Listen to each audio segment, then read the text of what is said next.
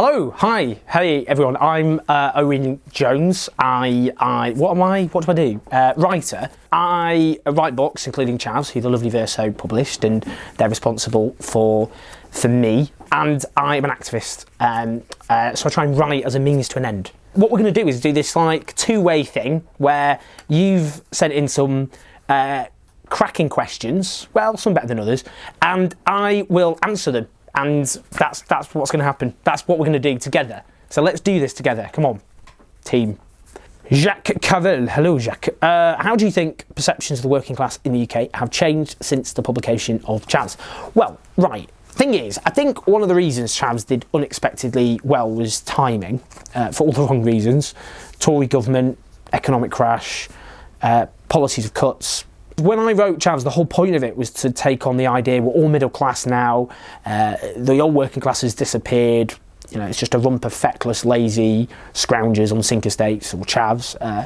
And actually, I think what's changed in the past few years is I don't think people deny the existence of class anymore in the same way.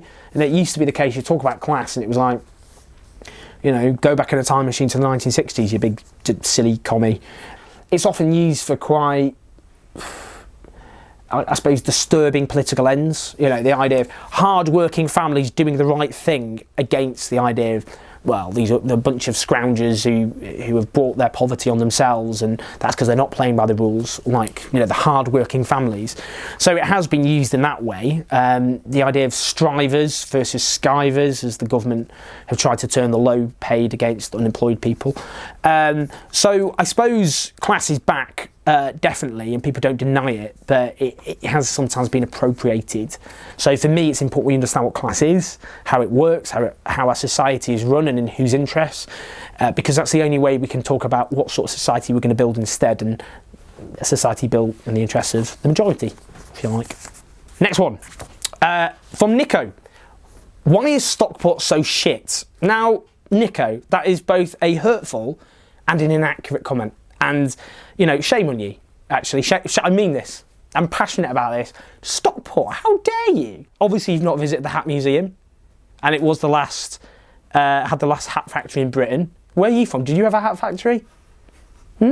Lots of people come from Stockport, like David Dickinson, for example, via Romania, I think. One of the ones from Girls Aloud. She used to go to the Jolly Sailor pub around the corner from me. I am very proud of Stockport. It made me the man I am today, and I always feel I'm at home when I go back. So, whatever. Joel, hello Joel. I would like to know how to get Owen Jones to go on a date with me. Not slagging off Stockport would be a good start, so don't go down Nico's path. We're not going on a date with him, even if he wanted one. How'd you get to go on a date with me? What do I like? Cats. I've got a very sweet little mug. Chat about cats for a while, cats and socialism. I don't know, just generally just like people who are kind of nice and funny. I'm sure you are, Joel. We'll see how it goes. I'm just not sure I'm ready for this level of commitment, Joel, because you'll literally just text on a card. Question from The Work Dogma, the refusal of work. In response to your fab article, very sweet of you, we should be striving to work less. To what extent would you say the campaign to decentralise work complements or contradicts more conventional campaigns for workers' rights, the living wage, etc.? I don't think it contradicts at all. I think it's complementary. I mean, we want what I was arguing for in that article, as you know, is that we should work less because work has become, for a long time, it's a central part of people's life where they're forced to be subordinate to others.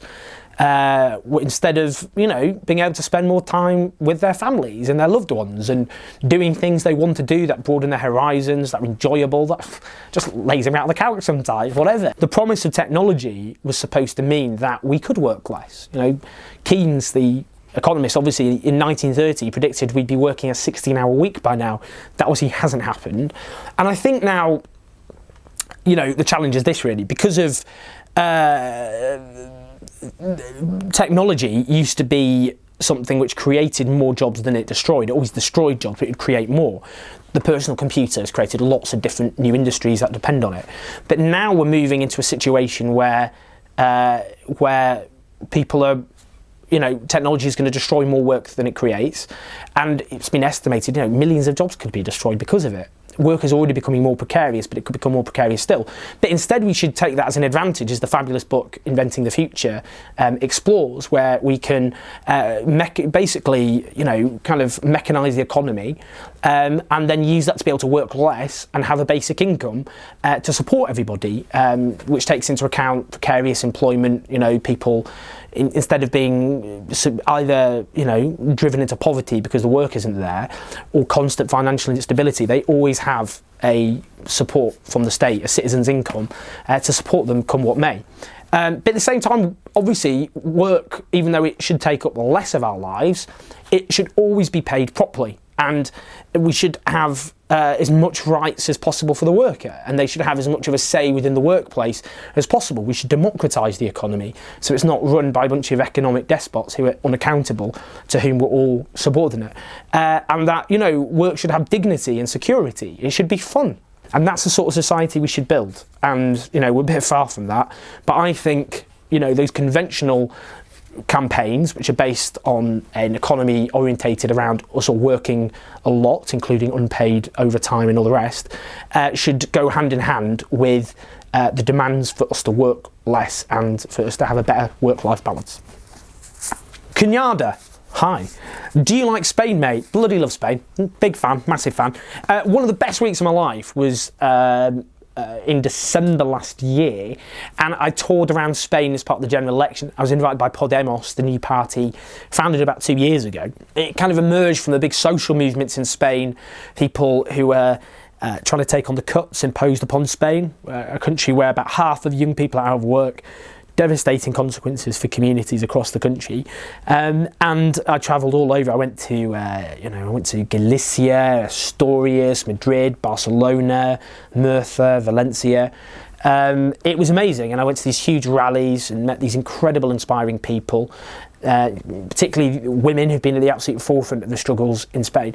So I think Spain, I've always, when I studied history, the period I got most emotionally involved in was the Spanish Civil War and the Spanish Revolution in the 1930s, in which, of course, tragically Franco was victorious.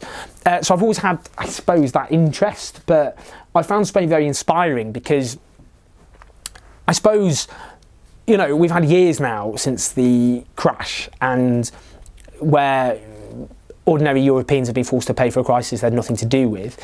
And Spain has been so inspiring and heartening because they haven't ended up with some far-right demagogue doing really well. Instead, they've got this really hopeful, optimistic party, Podemos, inspiring people. And that's, for me, and the fact millions of Spaniards have taken to the streets, been part of movements against evictions and against the corrupt political elite, I think it sets an example to all of us. I think they give us leadership. It's also just a fun country. I just really like it. A dishonest broker who's at Blair at The Hague. See what you've done there. What does your 2020 vision tell you at this point about a likely outcome for the next general election? I think, firstly, what we've learned from politics in the last few years is it's not that predictable. I don't think many people saw the SNP going from 6 seats in 2010 to 56 5 years later and virtually vanquishing all opposition. I don't think people thought, Donald Trump would be the front runner for the Republican nomination. We haven't recovered from the last economic crisis. If there's another one, that who knows what the political consequences are. But I'd be lying if I said there's not a massive challenge. Of course there is for Labour, and there's a number of reasons for that. Firstly, it's imploded in Scotland, and it's difficult to see in the medium term and longer than that how it will suddenly recoup those losses and become a preeminent party in Scotland again. So that's one problem. The Conservatives are changing the electoral boundaries, which will favour them more. They've introduced a new system of individual registration, which will basically drive often particularly younger people and private tenants off the electoral register, people who are disproportionately likely to vote not for the Conservatives. They're trying to attack trade union funding for Labour. Labour, I suppose, in terms of it, has huge challenges about how it wins support for a genuine, real alternative to the Tories and their policies. And what I think Labour has to do is come up with a really coherent alternative. Most people don't think about left or right. They think about issues to be addressed in a convincing, coherent way and, told in a language they understand. And I think, if Labour sticks to issues from housing to jobs, to living standards, to public services that resonate with the everyday needs and hopes of people, then it can win people over. If someone said Jeremy Corbyn becoming Labour leader or an asteroid hitting the Earth, what was more likely, I would probably have gone for the asteroid. And that just shows how unpredictable politics is. I think it's a mug's game predicting it. All I know is it's hard, but not impossible. So questions from Haven Distribution. Well, can I just do a little shout out for Haven Distribution, because they do this brilliant job distributing books for prisoners and work with the likes of Verso and other publishing companies like Pluto. So keep doing what you're doing, it's very inspiring. Firstly, you've written about problems in our prison system. What do you think could help make it safer and more rehabilitative? Well, I think we obviously imprison too many people in this country, far too many people. We imprison more than per capita than I believe anywhere in Western Europe, one of the highest rates, amongst the higher rates in the Western world. And what we disproportionately do is lock up poorer people with mental distress. And, you know, most male prisoners have at least 2 personality disorders, according to the Howard League for Penal Reform. So, you know, and it doesn't work, because the majority of people locked up commit a crime again. I don't think we should criminalise drugs. I don't think we should lock people up for those sorts of offences. And when it comes to other crimes, I think, you know, a lot of the issues is dealing with mental distress. We have terrible mental health provision in this country. We need to properly resourced mental health services, and that's not just good for people who suffer mental distress, but it's good in terms of preventing crime and various forms of antisocial behaviour that we're currently not able to prevent. I think we need to learn from countries like Norway. In Norway, their prison system is the Daily Mail's worst nightmare. And, you know, it would be regarded as excessively, you know, full of comforts and all the rest. It's not based on some Victorian idea of retribution, but, you know, it has basically trying to, you know, have a comfortable environment where people can be rehabilitated, and, you know, the problems people face can be corrected. They can be given skills which will help them in their future when they leave prison.